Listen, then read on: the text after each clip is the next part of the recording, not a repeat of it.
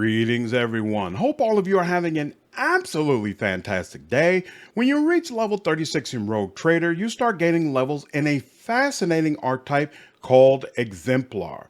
This is the end of the road, regardless of the first two archetypes that you chose. It's an interesting mix of letting you circle back to previous ability or talents that you might have missed, while also letting you pick up some brand new tricks. In this video, I want to break down all of those mechanics to help players completely plan out their character builds.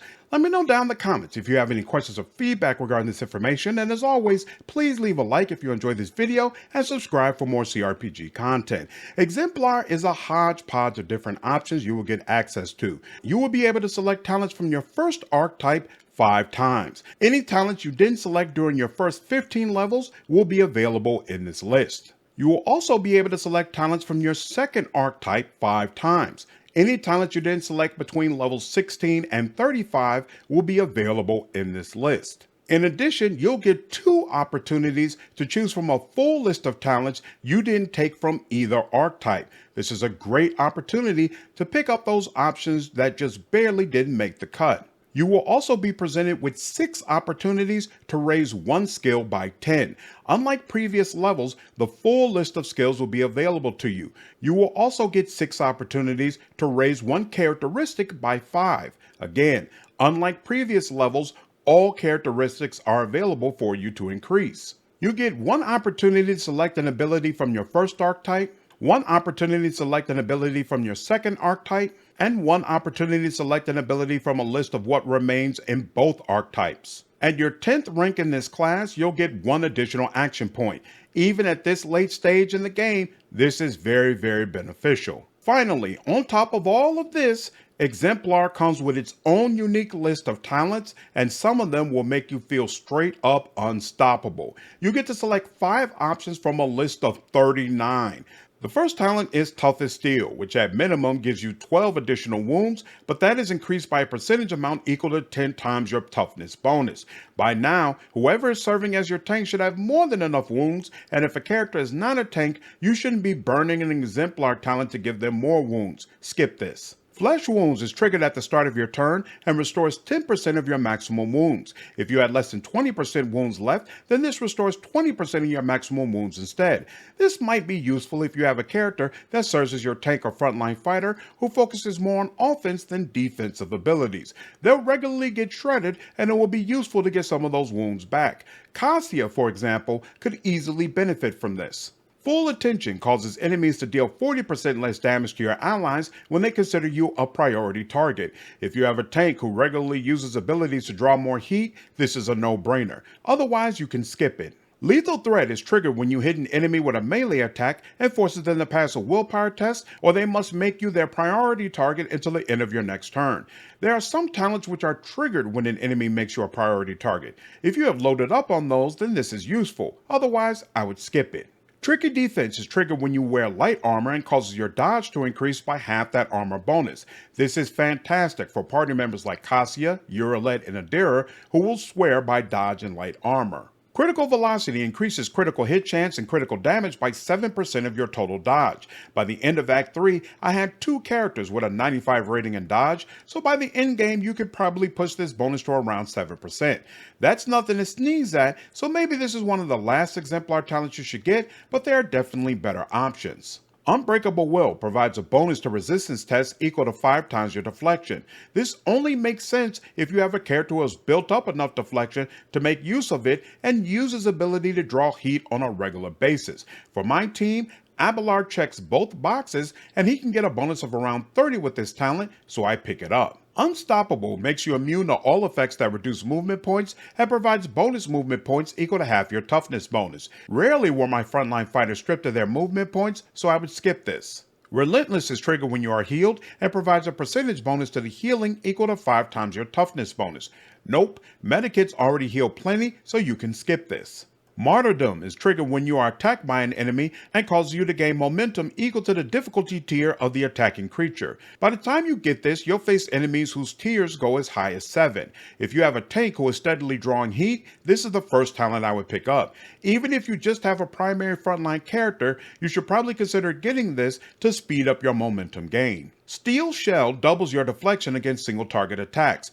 Absolutely, this is a talent your tank should pick up. Peak Condition raises your strength by an amount equal to 20% of your maximum wounds. If your tank has spent the game focusing on toughness, this is guaranteed to raise their strength modifier by 1, and it would be the third talent I pick up. Revenge is triggered whenever you lose wounds and cause your next melee attack to get a +1 damage bonus for every 2 wounds you have lost. This bonus stacks, and if you have a tank, this should be the second talent they pick up. You'll be gaining damage bonuses constantly, and if an enemy hurts you badly, you'll do them just as dirty. Eager for Battle gives you 2 additional action points during the first turn of combat. Some characters have multiple buffs they need to activate which last the entire fight, so they are strapped for points the first turn and then afterwards they are good. Urilet and Pascal, for example, could definitely make good use of this. Death Dealer is triggered after you kill the first enemy in a round and causes you to make a single attack against the closest enemy possible you can target with the same weapon. This attack deals 30% additional damage with a 10% bonus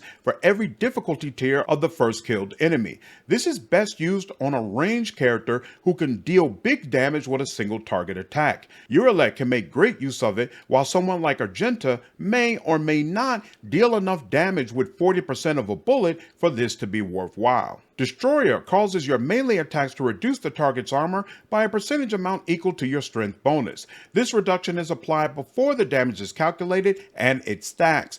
Without question, this is a talent all of your frontline fighters should have. Grievous Wounds causes enemies that have 0 deflection or 0 armor to suffer an additional 10% damage from your attacks. If both ranks are at 0, then the damage bonuses stack. If you have multiple characters using abilities that lower armor, then this is definitely a talent to consider.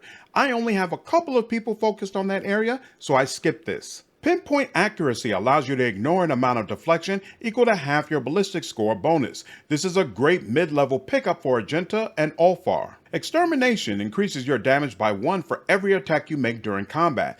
Characters like Argenta and Ulfar, who can attack 3 times in 1 turn, will make great use of this, especially if you are giving them extra turns. Cataclysm increases your damage by 3% for every new enemy damaged by you until the end of combat. This talent is insane for a character like Cassia, who damages multiple enemies multiple times on every turn. Eager Subordinates increases allies' damage by 15% when they take extra turns given by you. Clearly, if you are playing as an officer, this should be your first pickup. Attention is triggered after an ally takes an extra turn provided by you and gives them a 7% bonus to armor and dodge, along with 3 movement points until the end of combat. Probably a late level pickup, but definitely nice to have. Firebrand is triggered if an extra turn given by you grants action or movement points. If so, this talent will provide 4 additional movement points or 1 additional action point. More action points during extra turns is fantastic, and you should definitely pick this up. Flag Bearer gives allies within 2 cells of you a percentage bonus to damage equal to 3 plus your fellowship bonus, and damage dealt to them has a percentage penalty equal to 3 plus your toughness bonus. If you are a melee leader and there are multiple other melee party members, this can easily provide more than a 10% bonus to damage, and you should definitely pick it up. Degraded Defense causes a foe you damage to suffer a stack of this effect for every 6 damage dealt. When an ally attacks that enemy, they deal additional damage equal to the number of Degraded Defense stacks.